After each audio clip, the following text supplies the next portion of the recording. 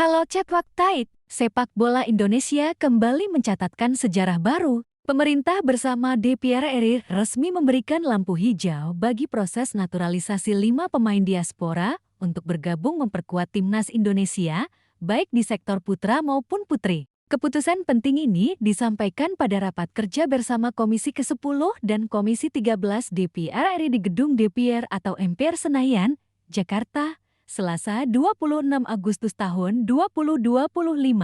Langkah ini menjadi bukti nyata komitmen PSSI bersama pemerintah dalam memperkuat fondasi sepak bola nasional.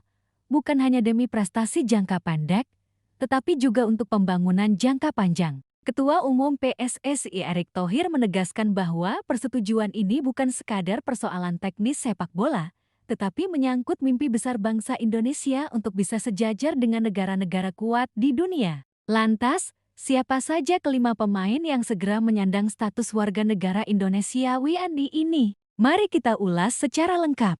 Dukungan penuh pemerintah dan DPR naturalisasi bukanlah proses singkat. Ada prosedur panjang yang harus dilewati, mulai dari pengajuan oleh Federasi PSSI, kajian oleh Kemenpora dan Kemenkumham, hingga persetujuan DPR RI sebelum akhirnya ditandatangani Presiden dalam bentuk keputusan Presiden Kepres. Persetujuan Komisi ke-10 dan 13 DPR RI atas naturalisasi 5 pemain diaspora ini menjadi tonggak penting. Erick Thohir dalam keterangannya menyampaikan apresiasi mendalam kepada para wakil rakyat yang telah mendukung program percepatan prestasi sepak bola nasional. Ia juga tak lupa memberikan penghargaan kepada Presiden Prabowo Subianto yang menunjukkan komitmen penuh terhadap transformasi sepak bola Indonesia, serta dukungan kementerian dan lembaga terkait. Erick menegaskan, sepak bola adalah alat pemersatu bangsa. Dukungan dari Presiden Prabowo dan kementerian atau lembaga menunjukkan kita semua satu visi untuk menjadikan sepak bola Indonesia lebih kuat bersaing untuk membawa kebanggaan bagi merah putih. Perkuat timnas putra dan putri berbeda dari naturalisasi sebelumnya yang cenderung fokus pada tim putra. Kali ini PSSI bergerak lebih strategis dengan mengajukan juga nama-nama pemain untuk memperkuat timnas putri Indonesia. Untuk tim putra, 2 pemain muda potensial yaitu Miliano Jonathans FC Utrecht dan Moronil Zilstra FC Volendam diproyeksikan membantu timnas senior dan U23 dalam menghadapi agenda internasional hingga akhir 2025, termasuk kualifikasi Piala Dunia dan Piala Asia. Untuk tim putri, ada 3 nama sekaligus dari klub Telstar Vrouwen di Belanda, yakni Isabel Corrienkap, Pauline Jeannette van de Poel, dan Isabel Natit. Mereka dipersiapkan untuk proyek jangka panjang timnas putri dengan target besar. Masuk 50 besar FIFA, menembus 10 besar Asia, hingga World Cup ke-2035. Profil lengkap 5 pemain naturalisasi pertama. Isabel Corrienkap lahir Amsterdam, 19 Februari tahun 2002, 23 tahun, klub Telstar Vrouwen Divisi Wanita Belanda posisi bek kanan keturunan. Ayah lahir di Mojokerto.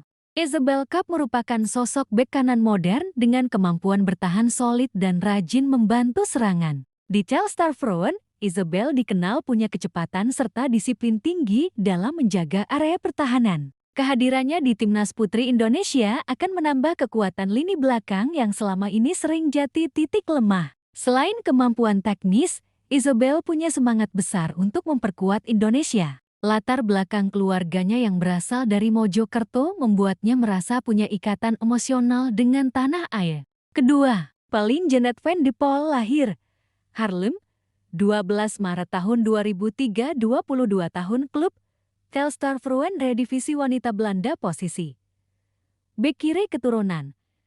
Kakek dari Madiun, nenek dari Jakarta. Pauline adalah tipikal fullback modern, kuat dalam duel, cerdas membaca permainan, dan mampu melakukan overlap untuk membantu serangan. Usianya masih muda, 22 tahun, sehingga PSSI melihatnya sebagai investasi jangka panjang.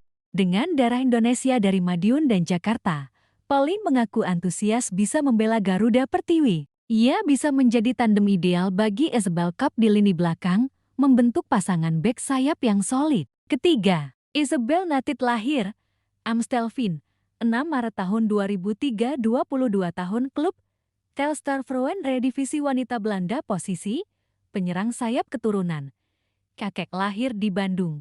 Isabel Natit adalah pemain yang dikenal memiliki kecepatan tinggi dan kemampuan dribbling mumpuni. Sebagai winger, ia mampu membuka ruang dan memberikan umpan-umpan berbahaya. Di usia 22 tahun, Isabel punya masa depan panjang untuk timnas putri. Dengan darah Indonesia dari kakeknya yang lahir di Bandung, Isabel berkomitmen memberikan kontribusi nyata untuk timnas putri. Kehadirannya akan menambah variasi serangan, terutama dari sisi sayap. Keempat, Miliano Jonathan lahir Arnhem, 5 April tahun 2004, 21 tahun. Klub FC Utrecht Eredivisie Belanda, posisi penyerang sayap keturunan. Kakek lahir di Depok. Miliano termasuk salah satu talenta muda yang cukup bersinar di Belanda. Bermain sebagai winger, ia memiliki keunggulan dalam kecepatan, pelincahan, serta kemampuan duel 1 lawan 1. Dengan usianya yang baru 21 tahun, Miliano bisa menjadi aset penting untuk timnas U23 dan juga senior. Ia diharapkan dapat menambah kedalaman skuad Garuda, khususnya di sektor sayap yang membutuhkan pemain eksplosif. Kelima, Mauro Nils Zylstra, lahir Zaanstad, 9 November tahun 2004, 20 tahun. Klub FC Volendam Eredivisie Belanda, posisi penyerang tengah keturunan. Nanak lahir di Bandung. Mauro adalah penyerang tengah murni dengan insting gol yang tajam. Di Volendam, ia kerap dipuji karena ketenangannya di depan gawang serta kemampuan memanfaatkan peluang kecil. Indonesia membutuhkan sosok striker natural seperti Mauro, mengingat dalam beberapa tahun terakhir timnas sering kesulitan menemukan penyerang lokal yang konsisten.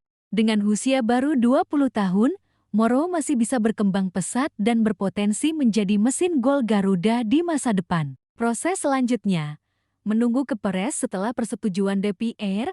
Langkah berikutnya adalah menunggu penerbitan surat keputusan Presiden Kepres. Dokumen ini menjadi dasar hukum bagi kelima pemain tersebut untuk resmi diambil sumpah sebagai warga negara Indonesia. Proses ini biasanya memakan waktu beberapa minggu. Jika lancar, kelima pemain diaspora ini bisa segera bergabung dengan pemusatan latihan timnas dalam waktu dekat. Strategi besar PSSI bukan sekadar naturalisasi. Langkah ini menunjukkan bahwa naturalisasi bukan sekadar jalan pintas, melainkan bagian dari strategi jangka panjang. Dengan memasukkan pemain muda diaspora ke dalam skuad, PSSI ingin membangun pondasi kuat bukan hanya untuk 1 atau 2 turnamen, melainkan hingga 1 dekade ke depan. Untuk timnas putra, keberadaan Miliano dan Mauro bisa mengisi kebutuhan mendesak sekaligus menjadi aset jangka panjang. Sementara untuk timnas putri, Isabel, Pauline, dan Isabel menjadi bagian dari rencana besar mencapai World Cup ke 2035.